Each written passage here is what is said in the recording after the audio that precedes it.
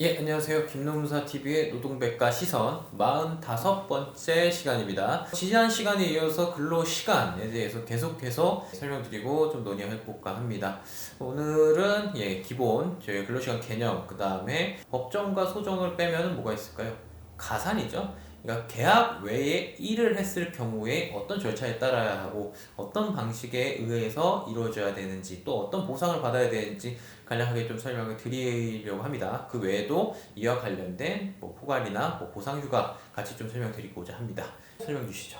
오늘 이제 가산수당 먼저 좀 살펴보려고 하는데요. 근로계약서에 나와 있는 이제 소정근로 이상으로 근무를 했을 때, 그리고 법정 근로시간을 초과하는 경우에 대해서 가산수당이 발생을 합니다. 일주일에 40시간, 그리고 하루에 8시간 이상 근무를 했을 때는 그 이후부터는 연장 근무로 분류가 되죠. 그리고 밤 10시부터 다음날 새벽 6시까지 근무하는 경우는 야간 근무로 분류가 됩니다. 그리고 휴일 근무라고 해서 근로기준법상 나와 있는 주휴일과 그리고 근로자의 날, 이런 날에 근무를 하는 경우에는 휴일 수당이라고 해서 원래 받으시는 시급에 비해서 1.5배를 받을 수 있도록, 1.5라고 하면은 원래 받을 1과 0.5가 포함이 된 건데 그 0.5가 가산수당이라고 보시면 될 것 같습니다. 그래서 휴일에 근무를 했을 때는, 그러니까 휴일 같은 경우는 주말에 근무를 하다 보니까 보통은 평일에 이미 40시간을 다 근무를 하셨어요. 그렇기 때문에 주말에 근무하면 그거 자체가 연장이 되겠죠. 근데 휴일이니까 휴일도 발생하는 거 아니냐라고 해서 이게 소송에서 굉장히 논란이 되다가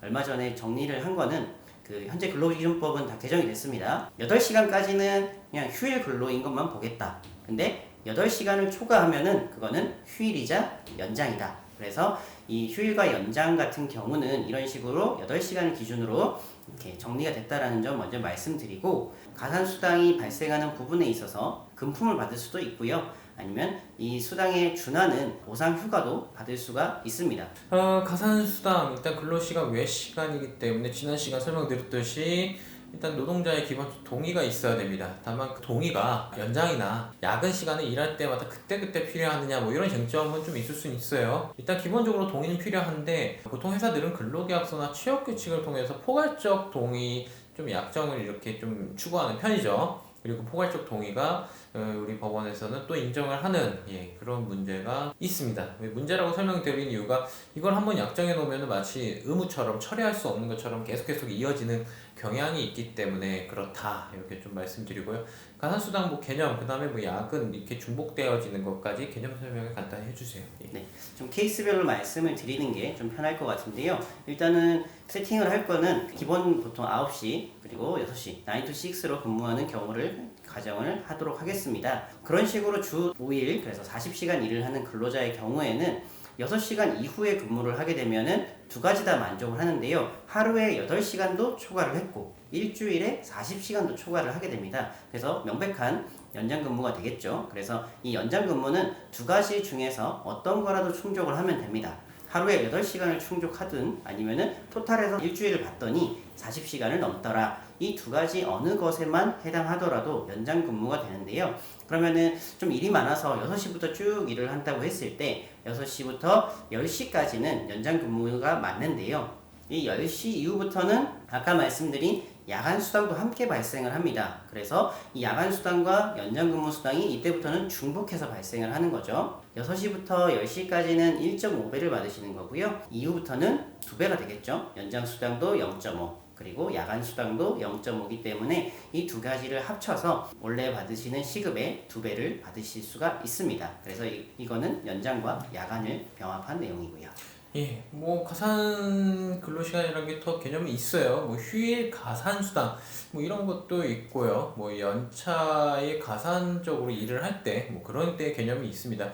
일단은 기억을 해두실 게 중복되어진다, 이것만 좀 기억을 하시면 좀 좋을 것 같아요. 원래 쟁점이 여기 좀 여러 있어요. 사실 가산수당끼리 중복되느냐 이런 문제가 과거에 있었는데 이거 한번 대법원이 정리했는데 이런 사례들도 있고 여러 가지 쟁점은 좀 퍼져 있다 이렇게 말씀을 드릴게요. 다음으로는 이 가상수당과 이제 관련해서 이제 보상휴가 제도도 좀 설명을 주시죠.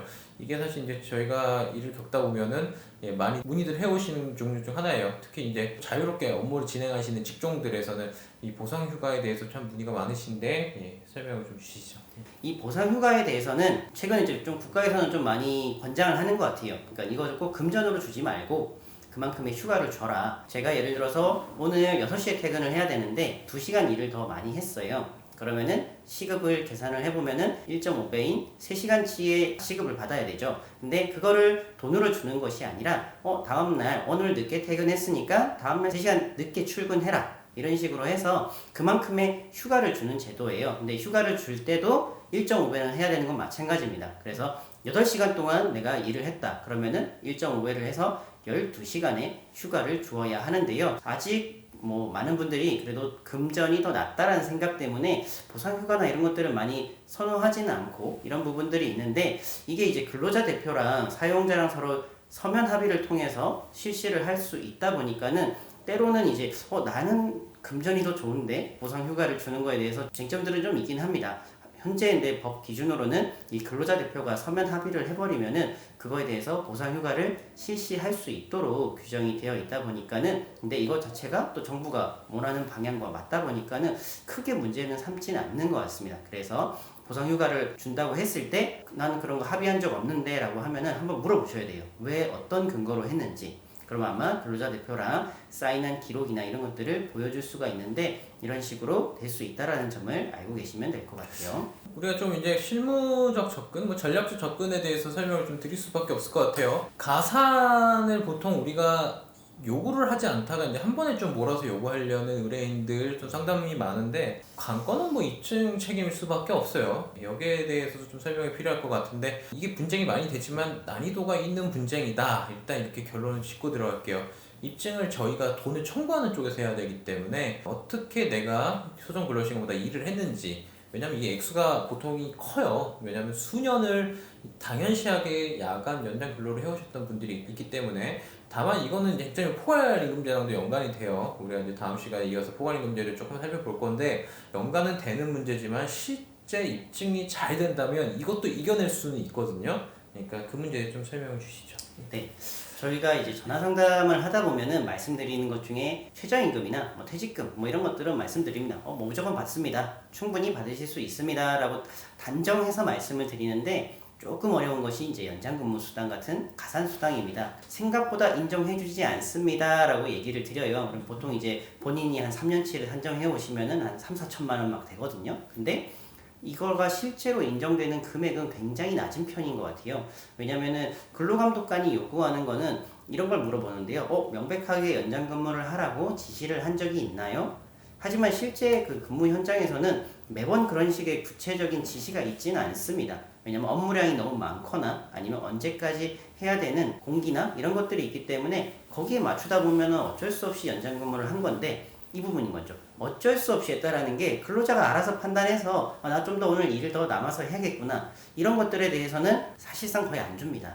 하지만 이런 패턴이 예를 들어서 늘 동일했다면은 그러니까 사실상 이 회사에서는 고정적으로 연장 근무를 해왔다라는 게 눈에 보일 정도로 인정되는 경우에는 근로감독관도 이거를 부정하지는 않았습니다. 제가 최근에 했던 케이스 중에는 출차 기록이 있는데 이분이 늘 고정적으로 일정 시간 정도 연장 근무를 최소한 한 게 규칙적으로 보였어요. 그러니까 근로감독관은 이 시간에 대해서는 검사에게도 충분히 보고서를 제출할 수 있겠다라고 해서 물론 이제 조금씩 들쭉날쭉한 시간은 인정하지는 않았지만은 적어도 이 시간은 늘 했구나라는 수업이 끝나고 정리하는 시간이 30분에서 1시간이 늘 필요했는데 그 시간에 대해서는 고정적으로 눈에 보였거든요. 그래서 이런 경우는 명백한 지시가 증거가 없더라도 인정이 됐었는데요. 하지만은 들쭉날쭉하거나 구체적인 지시가 없는 경우에는 사실 이 노동부를 통해서 받는 것이 쉽지가 않고 이 객관적인 퇴근 기록이나 이런 지문 기록 아니면은 이제 카드 기록 같은 것들이 없다라면은 사실 거의 어려운 부분들이 많이 있습니다. 그래서 조금 이 사건을 이제 내가 한번 해볼까라고 할 때는 조금 상담도 미리 받아보시고 그 가지고 있는 자료가 어느 정도 입증할 수 있는지를 좀 평가를 받아보신 다음에 본격적으로 시작하시는 것을 추천드립니다. 오늘 김종사TV 노동백과 시선, 근로시간, 그다음에 가산수당, 보상휴가까지 좀 다뤄봤고요. 이와 관련해서 뭐 궁금하신 점 많은 파트인 건 알아요. 예. 그러니까 여기 네이버 카페 주소에 남겨주시고 좋아요, 구독 이렇게 부탁드리고 예, 오늘 여기서 마치겠습니다. 예. 감사합니다. 감사합니다.